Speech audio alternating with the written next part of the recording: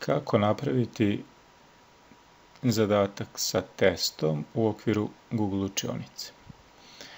Verovatno ste primetili da ovde kada idete na napravi imate jedan deo koji se baš zove tako, zadatak sa testom znanja, i evo sad ćemo vidjeti kako ovo možete da iskoristite. Ono o čemu se ovde radi jeste da se definiše zadatak, a da se koriste takozvani Google upitnici, koji su naravno podešeni da mogu da budu u formi i službi testova koje su učenici navikli. Ovde konkretno mi ćemo ovo nazvati već na neki način kako je nama to zgodno u okviru Google učionice.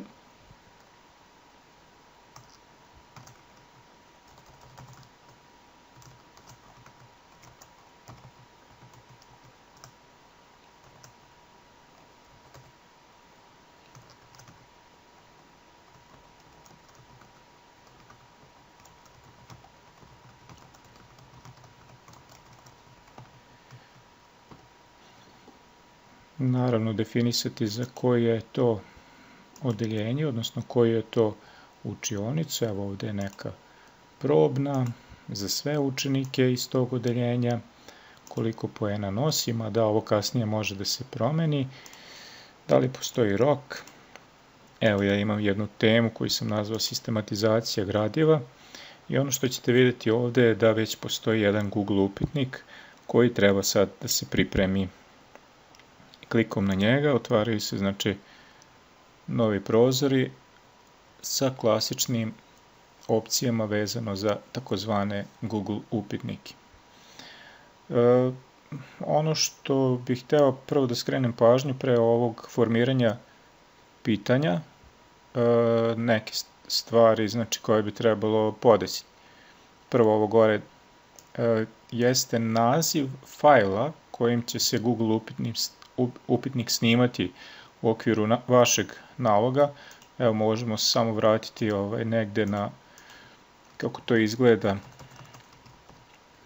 U stvari, evo, možemo ovako. Upitnici ili forme.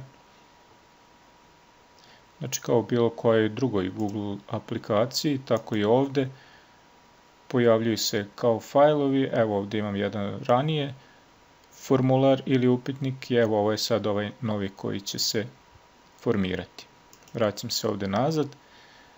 Ja bih predložio da ovde upitnik na ovom mestu nazivate kao što biste nazvali neki fajl koji kasnije vam lako može pomoći da znate šta je u njemu.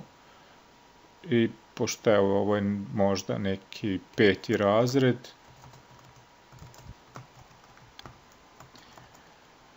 pa koja je nastavna tema ili nastavna jedinica.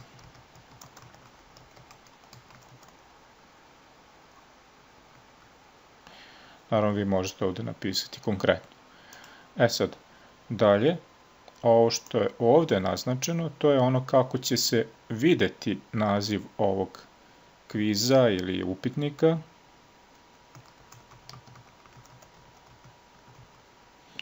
I neki opis.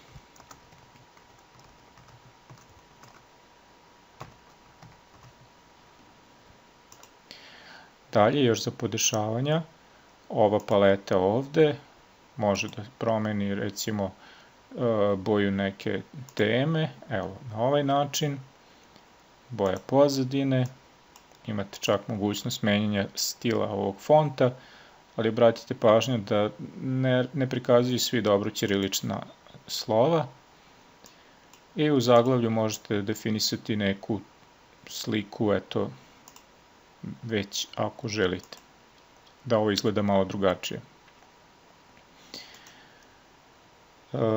Sa ovom ikonicom ovog oka uvek možete da pogledate kako formular izgleda, a ova podešavanja će biti značajna za nas. Pre svega, pošto će nama ovde u okviru ovoga biti važno da je formular podešen da bude kao test, ovo mora biti uključeno.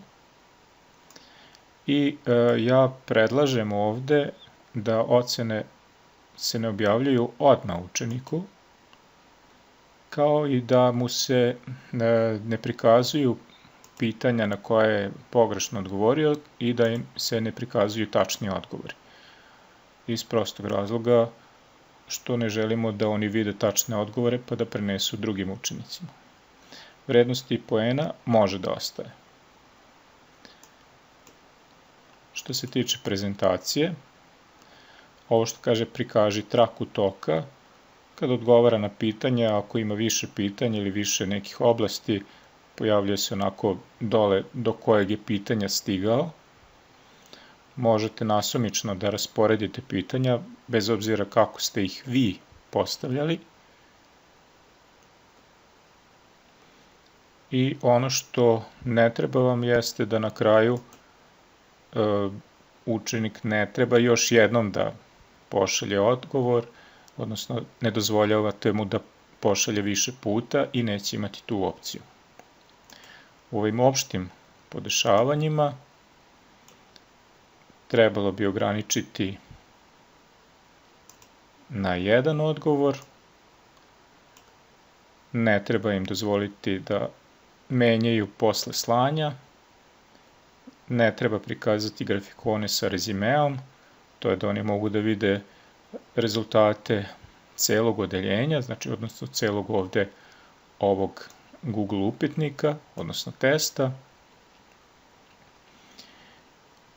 Prikupljaju se e-mail adrese, zato što je važno ocenjivanje. Ne morate ove potvrde, to je ako želite da oni na svoj e-mail dobiju ono što su odgovorili prilikom svog unosa svojih odgovora. Sačuvaj. I sad idemo na konkretno postavljanje pitanja. Naravno, ovde imate više načina, vrsta pitanja koje mogu doći u obzir. Da li je to neki kratak odgovor, pasus, više ponuđenih odgovora, štiklirano kao polje za potvrdu, padajući meni. Uglavnom se svodi sve na ova tri, eventualno na ovaj kratak odgovor ili pasus. Prvo pitanje, pretpostavljam nešto što ćete vi već ovde upisati. Ja ću gledati da to bude nešto jednostavno. Dodajem ponuđene odgovore. Naravno, ono što mogu jeste možda da ovde dodam neku fotografiju. Da li će biti sa mog računara ili će pronaći na internetu. Mogu svaki ovaj odgovor, naravno, isto da postavim neku fotografiju.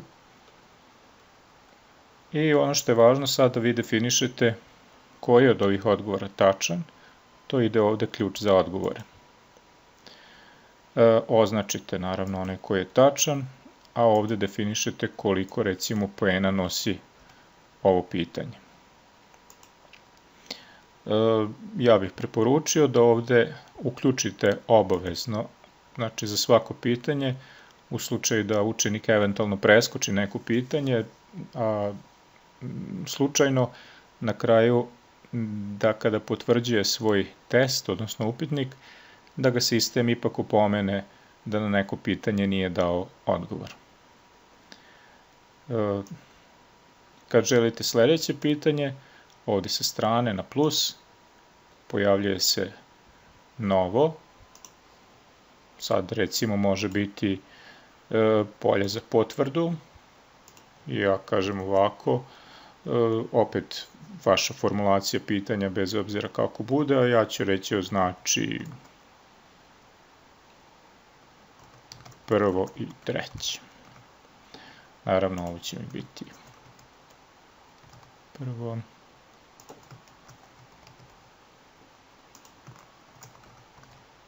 Ponuđenih odgovora možete imati koliko želite.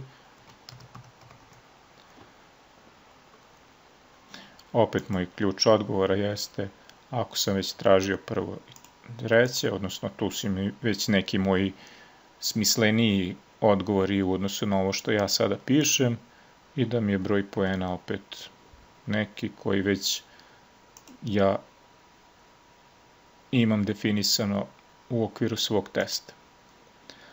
Ono što mogu jeste da ova pitanja malo izmeštam, pomeram, to se radi s ovim tačkicama ovde, evo kako to već može da izgleda. I evo dodat ću još jedno pitanje, ovo može biti pitanje kratkog odgovora.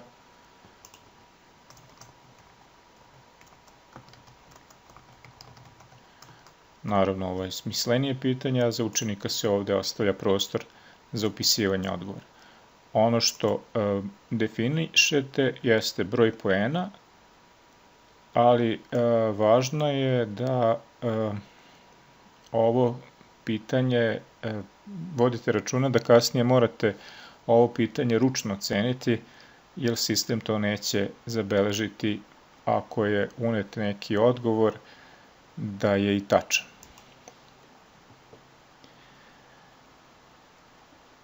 Označavam opet da je obavezno i evo neka 3 pitanja u proveri znanja bit će ovde definisano.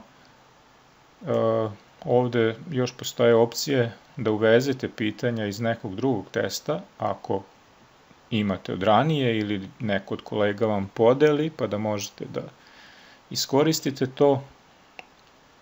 Da se doda naslov i opis, znači kao što je ovaj ovde naslov i opis, da se doda još jedan, da se definiše neka slika, negde između ovih pitanja, da se doda čak i neki YouTube video ili da se dodaju odeljci ako imate više nekih segmenata u okviru tog testa, pa možete tako podeliti. Nije ništa važno. Nemojte da vas buni ova opcija pošalji, pošto se trenutno mi nalazimo u okviru Google upitnika. Ova opcija pošalji bi bila ako bi želeli direktno na nekom da pošaljete ovaj upitnik. Nama je ovaj upitnik važan samo zbog Google učionice i odande želimo da učenici pristupaju njemu. Znači, zaboravite ovu opciju pošalji. Naravno, evo sad ako uđem u Google upitnike, vidim ovde ovaj moj upitnik, neću ga ovde otvarati. Znači, evo ovde sam završio rad, on se automatski snimio i sada naravno ovde se vraćam nazad. Ono što treba jeste da ovaj zadatak ovde napravim. Ostavljam ovde opciju uvoz ocena, zato što mi je važno da svaki učenik pojedinačno odgovori i da znam njegov pojedinačan rezultat, odnosno kako je odgovarao. Napravi zadatak i za koji trenutak, ako niste definisali početak, ovo se pojavljuje kod učenika ovaj upitnik. Kako izgleda to sa učeničke strane? Evo ovdje nekog testa učenika, ulazim u školski rad kod ove probnog predmeta, pojavljuje mi se test znanja, ikonica je plava, znači nisam radio ovaj zadatak. Obavezno idem prikaži zadatak. I sad, ne treba da vas buni šta da dodaju u tom delu, nego da kliknu ovde na provera znanja, odnosno konkretan taj Google upitnik. Obaveštava me da sam trenutno ulogovan sa ovim mailom, ako nisam ja da promenim. I evo sada, ako bih odgovarao, znači već na ono kako ste postavili pitanja,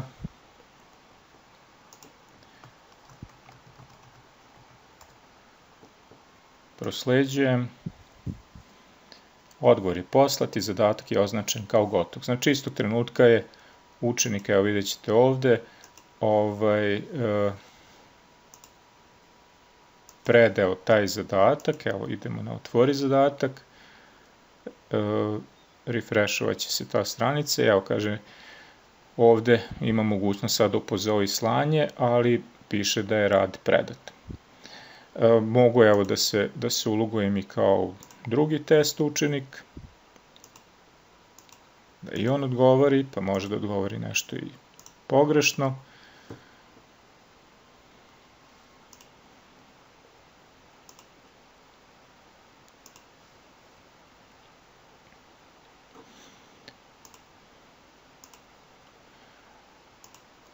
ovako, prosleđujem, u redu. I sad se vraćam na ulogu nastavnika.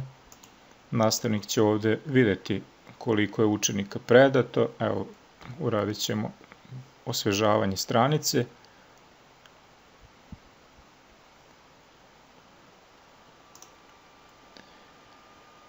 Znači vidim broj učenika koji je predao, kojima je još dodeljena nisu radili. Ovde sada kad kliknem prikaži zadatak, naravno liči mi sad ovo nešto na već ranije što ste videli, kada vidite kako su učenici predali radove, ali sada je interesantno kako da vi pogledate šta je učenik odgovorio. Prva stvar je da uđete ovde, pošto znate ono jedno pitanje koje je slobodan unos odgovora treba da se oceni. Ulazite ovde na ovo mesto i sad je, evo ponovit ću još jednom, znači ova provera znanja što je ovde, znači ne možete ništa da kliknete ovde gde su učenici, kao što je bilo kod onih nekih ranijih gde ste videli njihove dokumente ili fotografije ili tako dalje. Ovde sad kliknem na ovaj Google upitnik, nemojte ga vi popunjavati, nije potrebno da ga vi popunjavate, nego ćete pritisnuti ovu olovku dole u desnom uglu i otvorit će vam se opet formular, možete ga menjati, ali vam nije to sad važno, važno vam je da uočite ovde koliko odgovora imate i ovde je sad ona suština svega što je nama važno. Na ovom prvom delu, evo očitava 3 dela, rezime, pitanja i pojedinačno. U rezimeu imamo neku statistiku, imamo znači ovde konkretno učeničke mailove i koji imaju rezultat. Ovo objavi rezultate znači da oni dobijaju na svoje e-mailove konačne brojeve poena. Možete pogledati kako su odgovarali na pitanja pojedinačno, odnosno ovde je kao jedna statistika grupno, ali pojedinačni odgovori su vama važni zato što je bitno da ocenite ovaj odgovor u slobodnoj formi. Znači, ako je ovde odgovor tačan, vi ćete upisati 5 poena, ali tako, dole će vam izaći ovo da su izmene na čekanju, da li ćete da sačuvate, hoćete. Pogledate, znači, naravno, oko svih učenika. Ovo je automatski, ne morate ni gledati, ovo će sistem automatski označiti tačno, netačno, ali ove slobodne forme morate vi definisati. Evo ovde nema poena.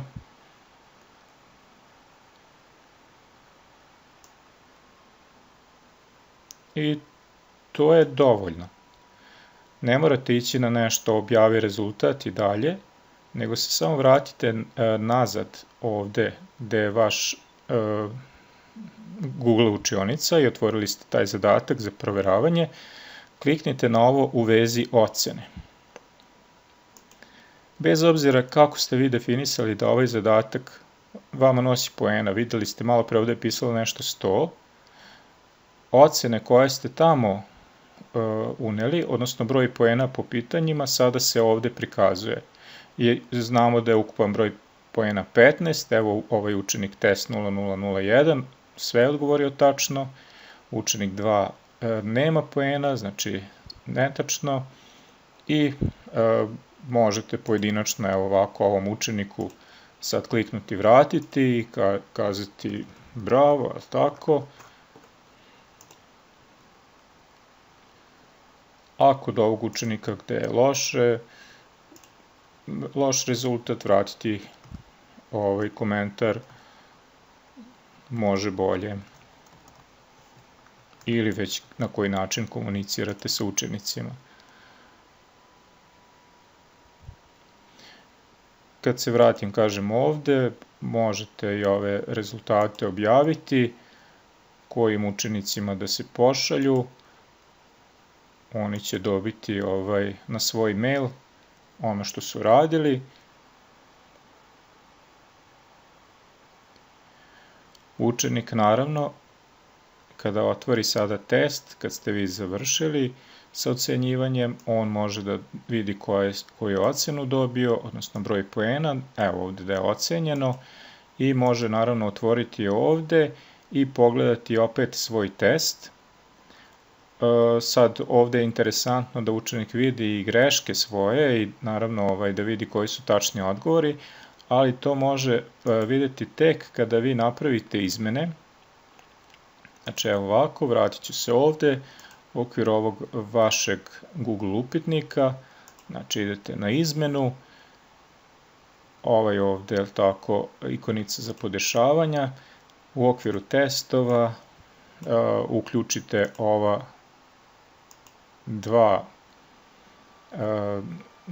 dve ove oznake, da se prikažu i pitanje s pogrešnim odgovorima i tačni odgovori.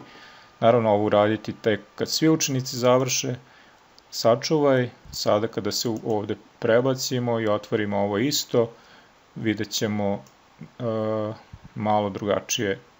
Evo ovde konkretno, ovaj učenik je imao sve tačno, kod drugog učenika kad bi se ulogovali bilo bi naravno drugačije.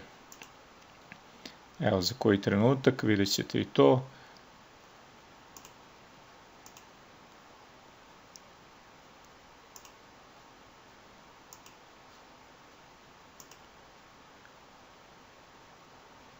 Evo znači ovde vidimo razliku između